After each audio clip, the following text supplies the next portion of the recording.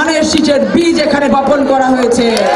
7 ফেব্রুয়ারি শনিবার নাটোরের বাগাতিপাড়া পাইলট উচ্চ বিদ্যালয় মাঠে বিএনপির এক নির্বাচনী জনসভা অনুষ্ঠিত হয়েছে। এতে প্রধান অতিথি হিসেবে বক্তব্য দেন নাটোর 1 আসনের বিএনপি মনোনীত প্রার্থী ও বিএনপি মিডিয়া সেলের সদস্য ব্যারিস্টার ফারজানা শারমিন পুতুল।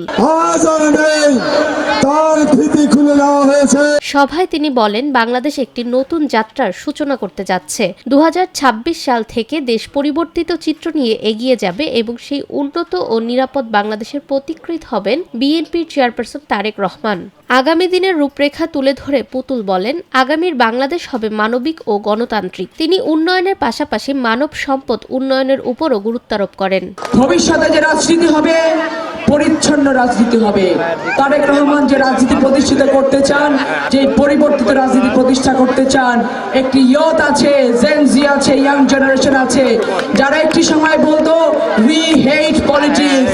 তারেক রহমান সেই বাংলাদেশ করতে চায়, যেই বাংলাদেশে আমরা দাঁড়িয়ে বলবো উই লাভ পলিটিক্স। সভায় বিশেষ অতিথি হিসেবে উপস্থিত ছিলেন বিএনপির রাজশাহী বিভাগীয় সাংগঠনিক সম্পাদক সৈয়দ শাহিন শওকত, রাজশাহী জেলা বিএনপির সাবেক সাংগঠনিক সম্পাদক গোলাম মোস্তফা মামুন, নাটোর জেলা বিএনপির সদস্য সচিব আসাদুজ্জামান আসাদ সহ রাজশাহী ও নাটোর জেলা বিএনপির নেতৃবৃন্দ এবং স্থানীয় নেতাকর্মী ও বিপুল সংখ্যক সাধারণ ভোটার উপস্থিত ছিলেন।